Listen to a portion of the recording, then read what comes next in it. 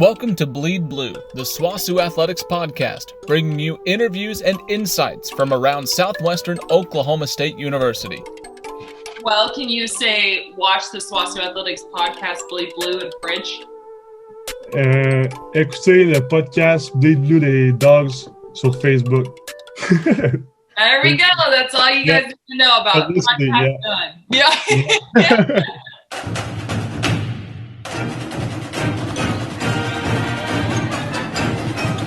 Be in attack mode for 9 innings.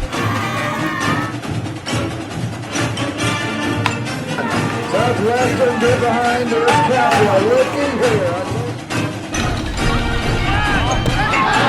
Touchdown Bulldog!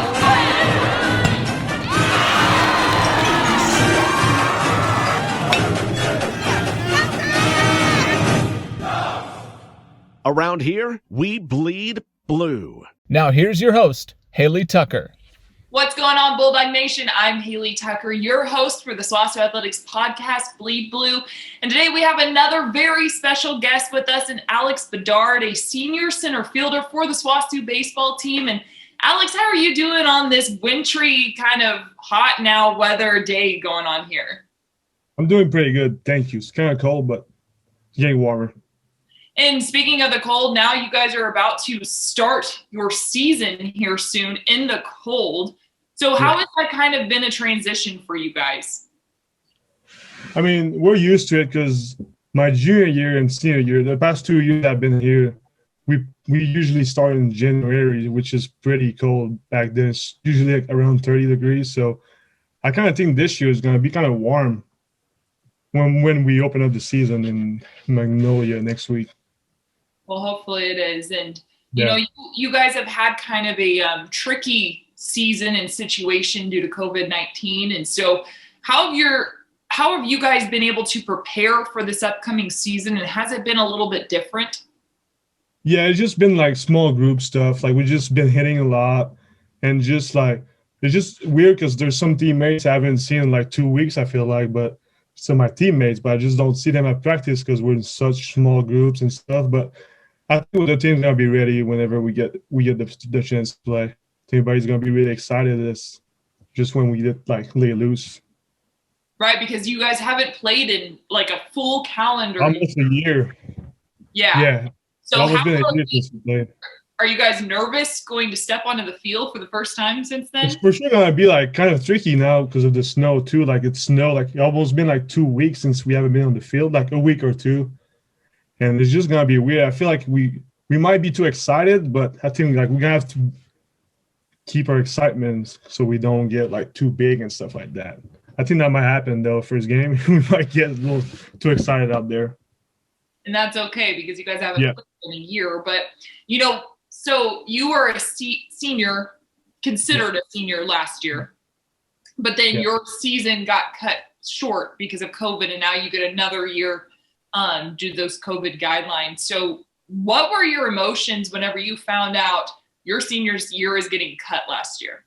Last year was a really, really weird feelings. I never felt that because it was just like something was taken away from me. Like I was a kid. I was just like, and plus I was having like a good season personally, and the team was going in a really good direction last year. And I was just like, damn, like that cannot be possible. Like that's one of the best seasons like that the Dogs might ever had. Like as a baseball team, I really think we could have done great things last year. And I was like, damn, like I don't think that's possible. And then we waited 2 weeks, and then they said, no, it's cut off short. And that was I was just really sad because I didn't know what the future will hold for me, especially for me because I was like, damn, like I'm done. Like I won't play college baseball anymore. But then I got my year back, and that was awesome. Yeah, I was about to say, what goes through your head when, you know, you think you're done with college forever, and now you get awarded another season. So how excited were you for that? I was really excited this summer, especially when like they really came out with the waiver that like they will give the senior back, like they will give the year back to seniors. I was really excited this summer, like for a little bit, like when quarantine hits and I went back home, I was just like I had to quarantine for 14 days, and I was in my room, and I was just like, and that's not right. Like baseball is not done for me. Like I got stuff to prove still at SWOSU. I know I do. So now like I was really excited to come back, especially like here. And you talk about going back home to Quebec and Canada, and you can hear the accent. So I just had a personal question. How was it for you moving from Quebec to Weatherford, Oklahoma? It was really weird. Like, I remember the first time, like, Coach Saunders called me, and he will say some words, and I was like, damn, what did he just say to me? But, like, I got used to it, and now, like, I love people down here. Like, they're the nicest people I've never seen, but I know sometimes my language is, like, people look at me and I have to repeat myself, but that's fine with me. Like, I go order food, and, like, there's some words, like, people are just like, what did he say? But that's fine with me. Like, I don't really care about it anymore. And so is your first language French? Yeah, my first language is French. I learned English mostly, like, 5 years ago when I went to junior college in Colorado. I got there, and, like, for 2 weeks, I was just looking at, everybody was talking to me, and I was like, I couldn't say a word. I didn't know what to say. Well, can you say, watch the SWOSU Athletics podcast, Bleed Blue, in French? Écoutez le podcast Bleed Blue des Dogs sur Facebook. There we go. That's all you guys need to know about podcast done. Yeah. But moving back, you know, you were a senior last year, and now you're a super senior this year. Yeah. So how do you take that new role onto the field with your teammates? At first it was hard because, like, people look more to me now, and I know it. Like, I know I have to be like the guy that shows the example, and, like, I know I cannot cut short, because if I cut short, I know, like, for example, the freshmen that just got here on the team, I know they're gonna say, like, oh, if we're super senior, like, it's the same thing with all the senior we have on our team. Like, if our seniors do that, oh, we can do that too. But, like, that's not how it works. If we want to be successful, I know I have to be good and do the right things, and I know all the other seniors with me have to be, like, all the returning guys, like, we all have to do the right things if we want to be good. And I know Coach Saunders expects that of you guys as well. And he's one of my favorite all-time people in SWOSU history. So kind of talk about him as a coach. Coach Saunders is, like, he's great. Like, I love it here. Like, he lets you play, lets you do whatever you want until you prove him that it doesn't work. Like, and if you do something wrong, he's gonna let you know. Like I know maybe I should not say it on this podcast, but, like, Saunders won't be scared, like, to come in your face and tell you, like, hey, like, you're not supposed to be doing this. Like, for example, if you do something bad off the field, like, he's gonna tell you. Like, he's not scared to come at you. And I think that's what we need, and, like, especially for baseball players, because sometimes baseball players, like, we think, like, some of them think we're over the world and stuff like that, and we know we have that reputation. And, like, Saunders is not scared to just come right at you and tell you that what you're doing is not right and you better fix it, because, like, he doesn't need you. Like, we need him. That's what it comes down to. Been there, done that, and I've seen Sandy be upset with some of you guys. It can be scary if you see it for the first time. You're just like, what's going on? But he's the greatest human being alive, though. So did you know that he? Take me through the recruiting process a little bit. Did you know that he was that kind of coach that? Yeah, so I went to junior college in Colorado, like I said, with Coach Starr. Is one of the greatest coaches I've never seen in my life. But, like, he was like the same way as Saunders, even a little bit more, because it's junior college, just less ruling and stuff. So I was kind of used to that, but I did not know Saunders was like that. I got recruited here after I transferred after JUCO and school to New York. But I didn't like it there. So then one of Saunders' friends called him, like, hey, we have a center fielder for you if you would like him and stuff. And then Saunders, we talked, and then I got here. And I remember the first practice, he got in somebody's face, and I was like, okay, like, I'm going to like that guy. Because I'm kind of like that, too. Like, if you do something wrong I don't like, I'm going to tell you right away. So that's why me and Saunders, I think we have a really good connection, me and him. Like, we're about to talk. And, if I do something wrong, he's going to tell me right away. And I feel like that's why, like, here, like, it's a great fit for me with him too.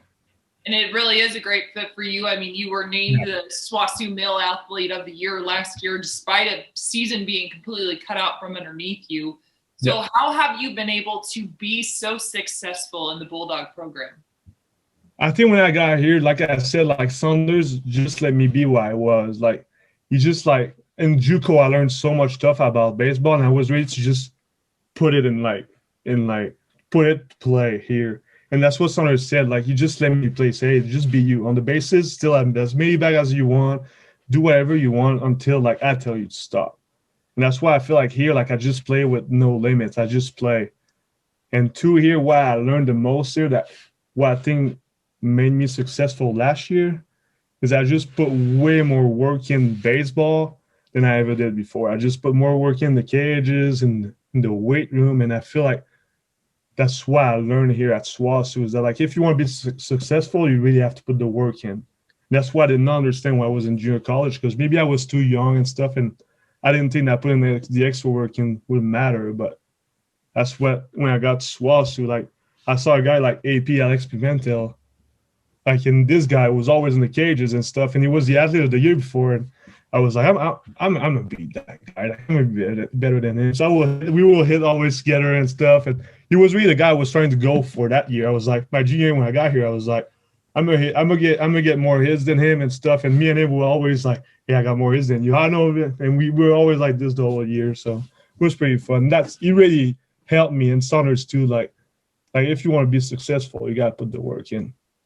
And that's not only true on the field, but also in the classroom. So kind of tell people what your major is and how hard was it for you, French being your first language, to kind of start a degree in an English speaking? My major is marketing right now. And I had to change because like in junior college, I did not take the right classes.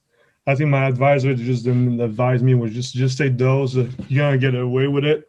Because I got to JUCO, like I said, I couldn't speak English. So it was really hard for me. The first, month of school, I was just like, damn, what is going on here? Like, it's so different and stuff. But I got used to it. And, even now, teachers, they're really, if I have questions and stuff, or they just don't understand me, they tell me, when I write, I always make sure, I write well. I have to reread myself, 3 or 4 times before I send in assignments, but it's fine.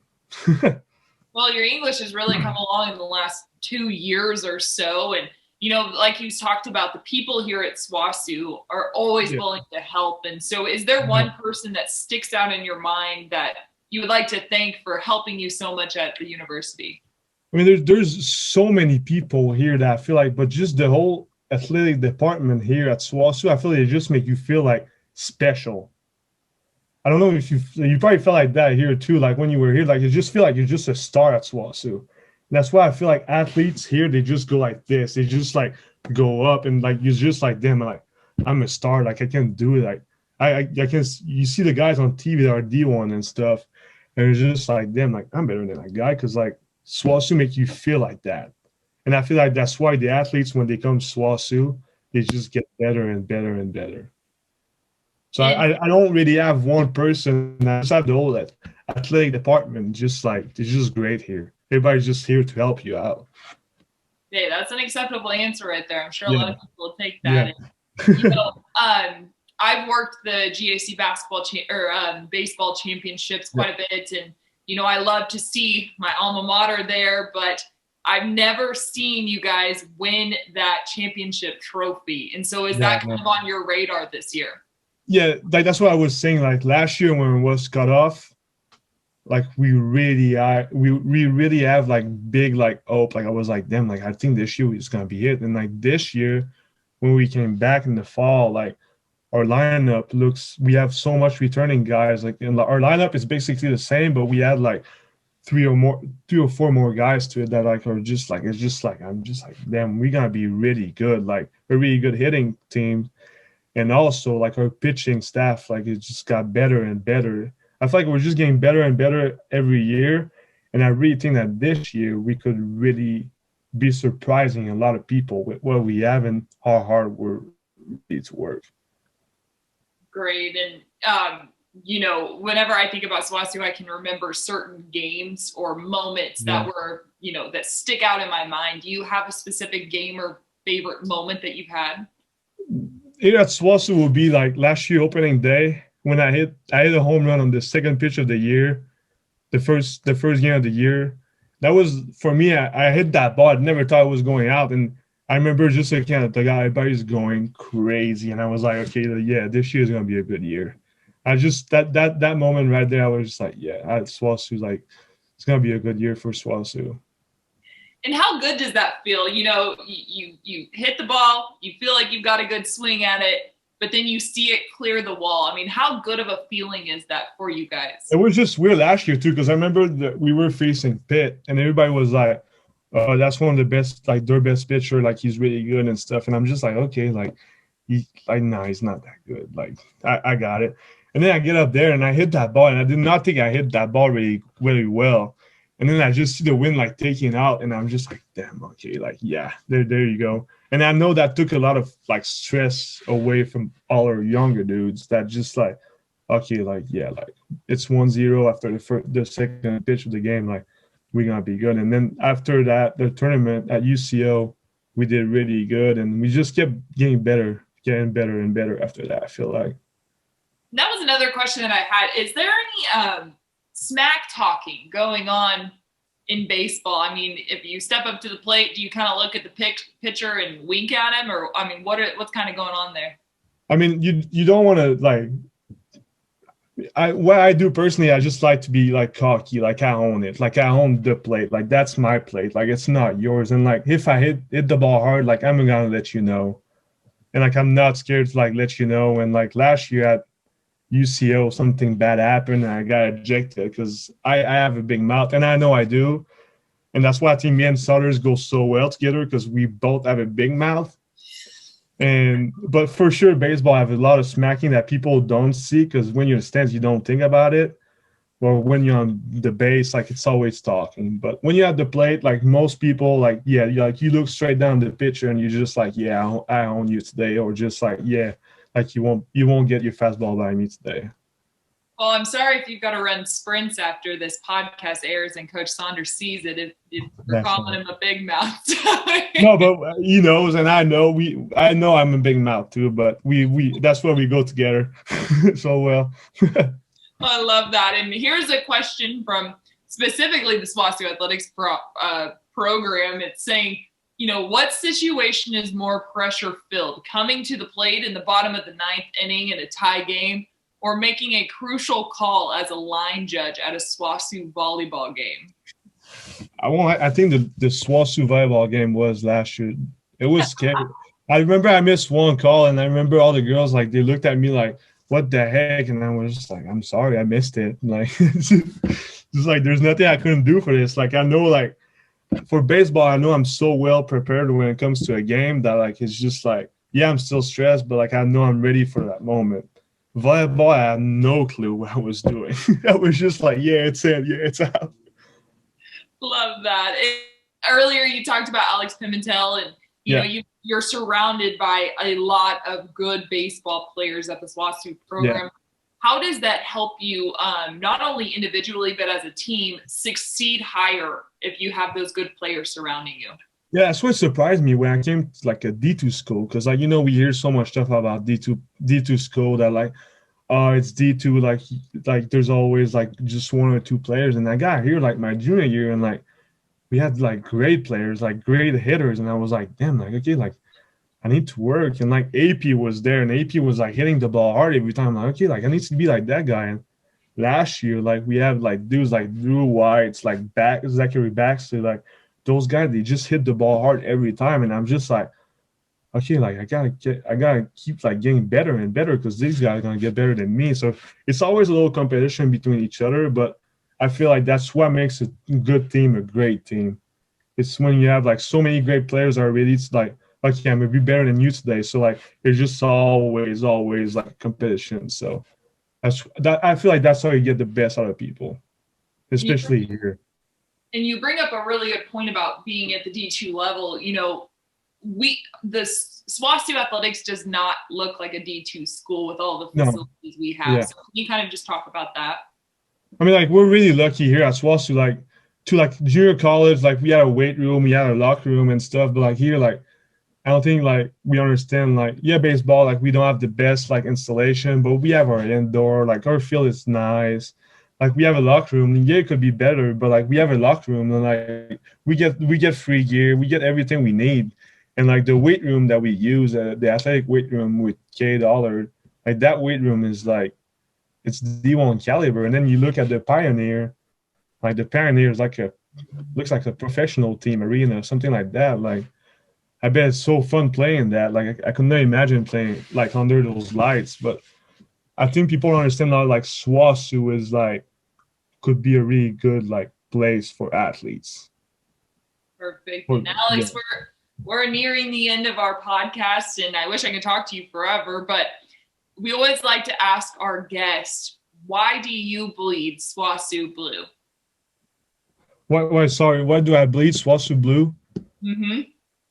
But like I'm gonna say, like, it's just because like I really want to prove to people that like here, like in Weatherford, Oklahoma, we're a small town. Like, nobody believes in us. We're always the underdog, especially in baseball. We're always the underdog.